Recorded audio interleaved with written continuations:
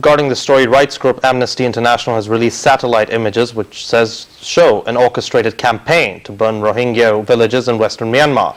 Amnesty said this was evidence security forces were trying to push the minority Muslim group out of the country. The army says it is fighting militants and denies targeting civilians. Some 389,000 Rohingya have fled to Bangladesh since violence began last month. They have long been persecuted and illegal immigrants. The government says at least 30% of Rohingya villages in Rakhine state are now empty. They have lived in the state in Myanmar, also known as Burma, for generations, but are denied citizenship. Myanmar, as a country, has faced international condemnation over the crisis on Thursday. U.S. Secretary of State Rex Tillerson said Myanmar's democracy was facing a defining moment.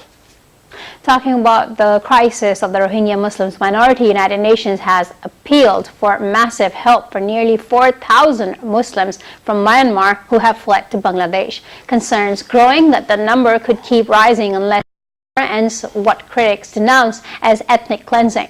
The Rohingya are fleeing from a Myanmar military offensive in the western state of Rakhine that was triggered by a series of guerrilla attacks on 25th of August on the security posts and an army camp in which about a dozen people were killed.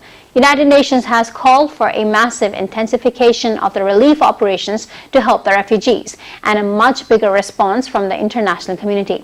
The violence in the Rakhine state and the exodus of the refugees is the most pressing problem.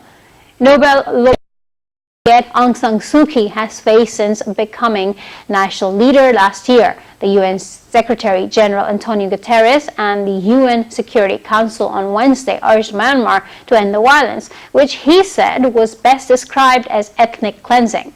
The government of the Buddhist majority Myanmar rejects such accusations, saying that it is targeting terrorists.